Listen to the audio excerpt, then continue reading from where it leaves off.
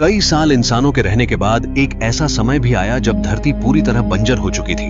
हर जगह केवल बर्बादी का मंजर छाया था, मगर अभी कुछ जगह बाकी थी जहां पानी मौजूद था। मगर उन जगहों पर कुछ खतरनाक दानव जैसे दिखने वाले लोगों ने कब्जा कर रखा था।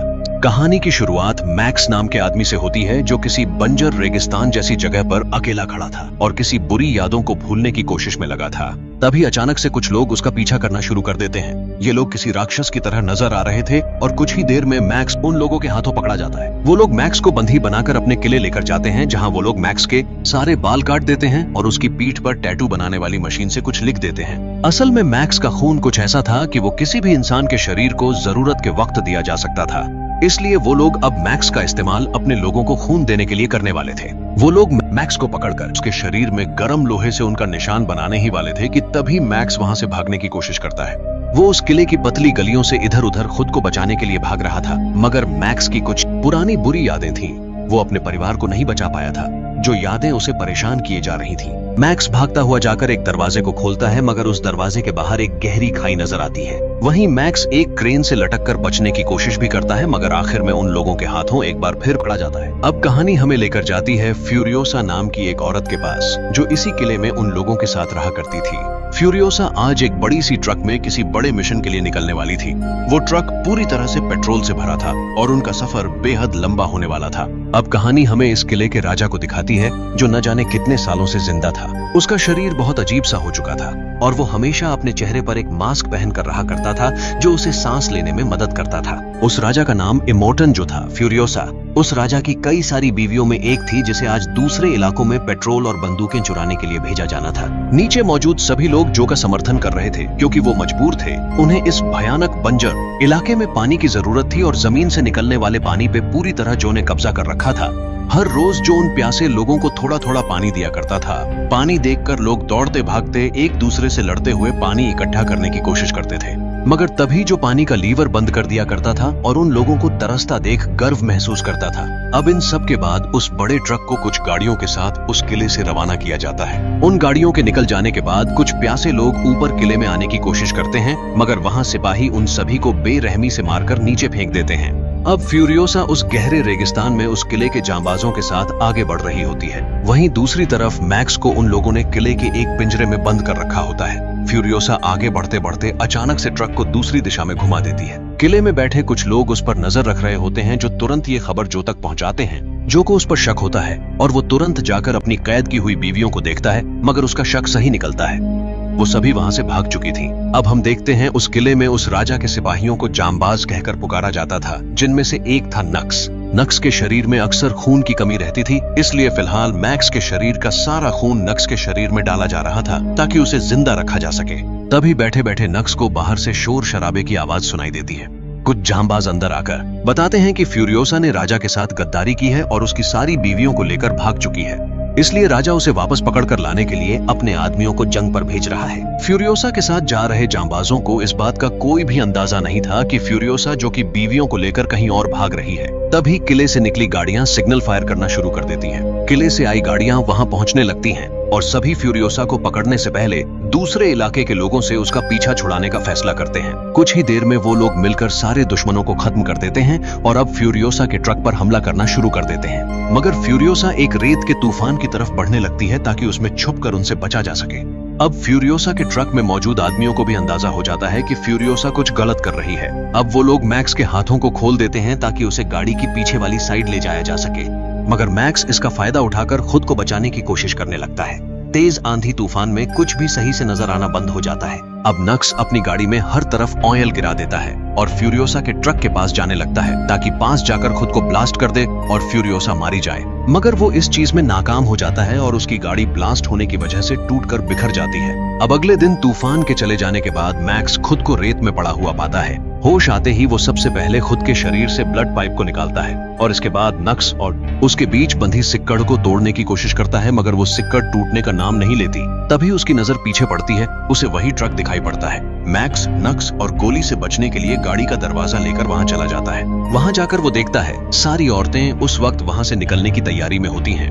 वो उन्हें गोली दिखाकर उनसे पानी मांगता है। उनमें से एक औरत के पेट में बच्चा भी होता है। पानी पीने के बाद मैक्स उन लोगों को नक्स और उसके बीच बंधी सिक्कड़ तोड़ने को कहता है, मगर उस औरत से वो सिक्कड़ नहीं टूटता। तभी फ्यूरियोसा मैक्स पर हमला कर देती है और उसे मारने की कोशिश करती है, मगर मैक्स किसी तरह खुद को बचा लेता है। तभी नक्स को भी होश आ जाता है और आखिर में दोनों मिलकर किसी तरह फ्यूरियोसा को घुटनों पे ले आते हैं। नक्स को लगता है मैक्स ये सब जो के लिए कर रहा, मगर मैक्स को फ्यूरियोसा और जो दोनों से ही कोई भी मतलब नहीं था। अब मैक्स उस ट्रक को लेकर वहां से चला जाता है, मगर कुछ दूर जाकर वो ट्रक खुद ब खुद रुक जाती है। तभी फ्यूरियोसा आकर कहती है कि उस ट्रक के स्विचेस को उसने सेट किया है, उन्हें किस तरह चलाना है ये केवल फ्यूरियोसा ही जानती है। अब कोई दूसरा विकल्प न होने के कारण मैक्स उन सभी को अंदर बुला लेता है और उनके पास मौजूद सारे हथियार छीन लेता है और फ्यूरियोसा ट्रक चलाना शुरू कर देती है। उस वक्त ट्रक बहुत ज्यादा स्पीड में नहीं होती। नक्स किसी तरह खुद को उठाता है और चुपके से जाकर ट्रक पर चढ़ जाता है। अब ट्रक आगे बढ़ रहा होता है और मैक्स अपने चेहरे पर मौजूद लोहे के मास्क को काटने की कोशिश में लगा होता है। तभी कुछ लोग उनका पीछा करते हुए वहां आने लगते हैं। फ्यूरियोसा कहती है ट्रक में कोई प्रॉब्लम है, पेट्रोल टैंक में कुछ फंसा हुआ है। मैक्स ट्रक के पिछले हिस्से में जाकर देखने का फैसला करता है। मैक्स जाकर ट्रक की निकली हुई फ्यूल टैंक्स की पाइप को जोड़ देता है और अपने चेहरे पे लगा मास्क भी काट देता है। लेकिन तभी पीछे से नक्स ट्रक में घुसकर फ्यूरियोसा पर हमला कर देता है, मगर सभी औरतें मिलकर उसे ट्रक से बाहर फेंक देती हैं। अब उन्हें एक इलाके से गुजरना था जहां के लोगों से फ्यूरियोसा ने पहले ही डील कर रखी थी, मगर क्योंकि उसने केवल खुद के गुजरने के बारे में कहा था, इसलिए सभी औरतें और मैक्स ट्रक के निचले हिस्से में छुप जाते हैं। अब फ्यूरियोसा उसे सभी स्विचेस समझा देती है और उसके पुकारने पर ट्रक लेकर भागने को कहती है। अब फ्यूरियोसा ट्रक को रोकती है और बाहर निकलकर उस इलाके के लोगों को वहां से गुजरने के बदले थोड़ा पेट्रोल देने वाली होती है कि तभी उसका पीछा करते करते बहुत से लोग वहां पहुंच जाते हैं। फ्यूरियोसा चिल्लाकर मैक्स को ट्रक भगाने के लिए कहती है। इलाके के लोग उस रास्ते में बम ब्लास्ट करके रास्ता बंद कर देते हैं। अब फ्यूरियोसा के ट्रक का उस इलाके के लोग और जो के आदमी सभी मिलकर पीछा करने लगते हैं। अब दोनों मिलकर उन सभी से लड़ने लगते हैं ताकि वहां से बचकर निकला जा सके। इसी चक्कर में उनके ट्रक का पीछे का एक हिस्सा अलग होकर तबाह हो जाता है, जो उस ट्रक के बेहद करीब पहुंच चुका था और अब फ्यूरियोसा पर फायर करने ही वाला था कि तभी वो सभी औरतें जो की बीवियां थीं उसे ढक लेती हैं। जो उन औरतों पर गोली नहीं चला सकता था क्योंकि उनकी जो कुछ सख्त जरूरत थी। अब नक्स जो से कहता है कि वो एक बार ट्रक पर चढ़ जाए तो वो अंदर जाने का रास्ता जानता है। वो लोग उसे ट्रक पर चढ़ा देते हैं, मगर नक्स अंदर जाने में नाकाम हो जाता है। अब वो लोग सीधे गाड़ी के स्टीयरिंग व्हील पर हमला करते हैं और स्टीयरिंग व्हील टूटकर अलग हो जाता है। वो लोग औजारों का इस्तेमाल करके ट्रक की डायरेक्शन बदलते हैं। आगे एक बेहद बड़ा पत्थर होता है जो उनके बेहद पास से गुजरता है, जिसकी वजह से एक औरत जो की बेहद खास थी वो थोड़े से के लिए बच जाती है। मगर जब वो ट्रक में चढ़ने की कोशिश करती है तब उसका पैर फिसल जाता है और वो मारी जाती है। उसे बचाने की कोशिश में जो अपनी गाड़ी अचानक से घुमा देता है, जिसकी वजह से जो की गाड़ी भी पलट जाती है। अब सभी औरतें फ्यूरियोसा से ट्रक रुकवाने को कहती हैं। मैक्स कहता है कि वो टायर के नीचे आकर मारी गई, उनके रुकने का कोई फायदा नहीं। ये बात उन सभी को बिल्कुल पसंद नहीं आती। अब ट्रक का इंजन बेहद गर्म हो चुका था और अब वो लोग उसे ठंडा करने के लिए रुकते हैं, जो पूरी सेना एकत्रित कर चुका था।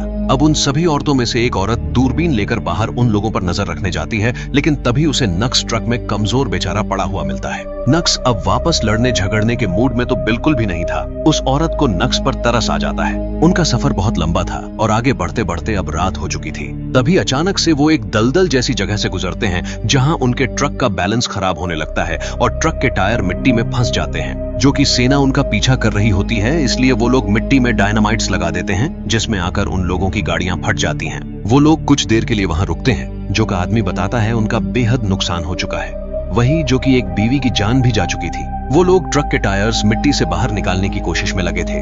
वहीं जो कि सेना में से एक गाड़ी उन सभी को खोजने निकली थी। वो लोग बहुत करीब पहुंच चुके थे। तभी नक्स उन सभी की मदद करने का फैसला करता है। फ्यूरियोसा एक स्नाइपर का इस्तेमाल करके उन लोगों की लाइट्स फोड़ देती है और उससे निकले शीशे जाकर उनमें से एक को अंधा कर देते हैं। अब मैक्स और नक्स मिलकर ट्रक को एक पेड़ से बांधते ताकि ट्रक के टायर्स को मिट्टी से बाहर निकाला जा सके।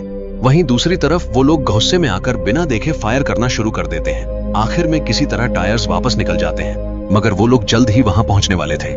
मैक्स एक ऑयल का कैन लेकर उनके पास चला जाता और जाने से पहले कहता है अगर वो थोड़ी देर में लौटकर नहीं आया तो उसे छोड़कर वो लोग आगे बढ़ जाएं। वो लोग ट्रक थोड़ा आगे लेकर जाते हैं। इतने में एक बेहद जोरदार धमाका होता है। धुएं में से केवल एक आदमी बाहर की तरफ आता हुआ नजर आता है। वो मैक्स था जो उन्हें मारकर उनकी सारी गोलियां और बंदूकें ले आया था। साथ में एक गाड़ी की स्टीयरिंग व्हील भी लेकर आया था। अब वो लोग अपने आगे के सफर पे निकलते हैं और ऐसे ही रात गुजर जाती है। अब फ्यूरियोसा मैक्स को बताती है कि वो लोग किसी ऐसी जगह पे जा रहे हैं जहां हर तरफ हरियाली अभी बची हुई है। वहां जाकर वो लोग शांति और सुकून से रहेंगे। अब फ्यूरियोसा को एक देखी देखी सी जगह नजर आती है। वो लोग ट्रक लेकर वहां पहुंचते हैं। तभी एक औरत वहां मदद के लिए आवाज लगा रही होती है। ये किसी चाल की तरह लग रहा था। शायद फ्यूरियोसा उन लोगों को पहले से जानती थी। फ्यूरियोसा अपने बारे में सब कुछ चिल्ला चिल्ला कर बताती है। उसके इतना करते ही वो औरत अपने साथियों को आवाज लगाती है और उसके सभी साथी बाहर आ जाते हैं। वो लोग फ्यूरियोसा को पहचान लेते हैं क्योंकि वो उनके साथ ही जन्मी थी। फ्यूरियोसा को बचपन में जो के आदमी उनके पास से चुरा ले गए थे। अब फ्यूरियोसा उनसे उस हरी भरी घाटी के बारे में पूछती है। तब वो सभी बताती हैं कि वो घाटी कब की तबाह हो गई। वहां का सारा पानी सूख गया और उन्हें वो जगह छोड़नी पड़ गई। ये सुनकर फ्यूरियोसा को बहुत बुरा लगा। वो लोग उसी जगह पे रुक गए और देखते ही देखते रात हो गई। रात के वक्त फ्यूरियोसा मैक्स से कहती है कि हरी भरी जगह तो नहीं, मगर वो जो से बहुत दूर जा सकते हैं जहां जो उन्हें दोबारा नहीं ढूंढ पाए। फ्यूरियोसा कहती हैं अगली सुबह वो लोग ट्रक यहीं छोड़ देंगे और बाइक्स पे ज्यादा से ज्यादा पेट्रोल लेकर निकलेंगे। मैक्स उसकी बात से सहमत हो जाता है और सभी बाइक्स लेकर निकलते हैं। लेकिन तभी मैक्स उन सभी को रोक देता है और उन्हें कहता है कि जिस जगह वो जाना चाहती हैं वो बहुत दूर है और वो लोग इतने से तेल में बाइक्स पे वहां नहीं पहुंच पाएंगे। कैसा हो अगर वो लोग वापस लौटकर जो के किले पे कब्जा कर ले। शुरुआत में ये चीज उन्हें बहुत मुश्किल लगती है, मगर फ्यूरियोसा को ये ज्यादा बेहतर ऑप्शन लगता है। अब जो अपनी सेना के साथ बैठा इस सोच में था कि उसने अपनी सारी बीवियों को गंवा दिया, लेकिन तभी उसकी नजर पड़ती है फ्यूरियोसा के ट्रक पर जो किले की तरफ बढ़ रहा होता है। वो लोग एक बार फिर जंग के लिए तैयार हो जाते हैं और कुछ ही देर में फ्यूरियोसा और सभी पर हमला करने लगते हैं। अब नक्स इंजन में अपने मुंह से ऑयल स्प्रे करता है, जिसकी वजह से ट्रक कुछ देर के लिए बहुत ज्यादा स्पीड पकड़ लेता है। अब जो अपनी सेना लेकर बड़ी ही तेजी से उनकी तरफ बढ़ने लगता है। जो कि आदमी ट्रक में सिक्कड़ फंसाना शुरू कर देते हैं ताकि ट्रक को रोका जा सके। मैक्स उन सिक्कड़ों को काटने लगता है, लेकिन वो लोग और भी ज्यादा तेजी से हमला करना शुरू कर देते हैं। उन लोगों के बीच बहुत ज्यादा खतरनाक लड़ाई चालू हो जाती है, जिसमें वो लोग सभी औरतों में से एक को चुरा लेते हैं। उनसे लड़ते लड़ते मैक्स का पैर फिसल जाता है, मगर फ्यूरियोसा उसे पकड़ लेती है। मौके का फायदा उठाते हुए एक जंगबाज फ्यूरियोसा की कमर पर चाकू भोंक देता है। अब मैक्स उन लोगों से एक बड़ी गाड़ी छीन लेता है। फ्यूरियोसा अपनी कमर से चाकू निकाल देती है। अब फ्यूरियोसा को ट्रक चलाने में तकलीफ होने लगती है। कई घंटों की लड़ाई के बाद अब वो लोग किले तक पहुंचने वाले थे, लेकिन फ्यूरियोसा बेहद बुरी हालत में थी। उसके शरीर से बहुत खून गिर चुका था। अब मैक्स अपने शरीर से पाइप जोड़कर फ्यूरियोसा को खून देता है। अब वो लोग वापस किले पहुंचते हैं और सभी को जो की लाश दिखाते हैं। ये देखकर वहां के लोगों में खुशी की लहर छा जाती है। अब वो लोग फ्यूरियोसा को नई रानी का दर्जा दे देते हैं। पानी हर किसी के लिए खोल दिया जाता है। कई लोगों को ऊपर की हरी भरी दुनिया देखने का मौका मिलता है। और हमारी कहानी यहीं खत्म होती है। हमारे चैनल को सब्सक्राइब करना ना भूलें। हम ऐसी और भी धमाकेदार मूवी रिकैप्स लाते रहते हैं।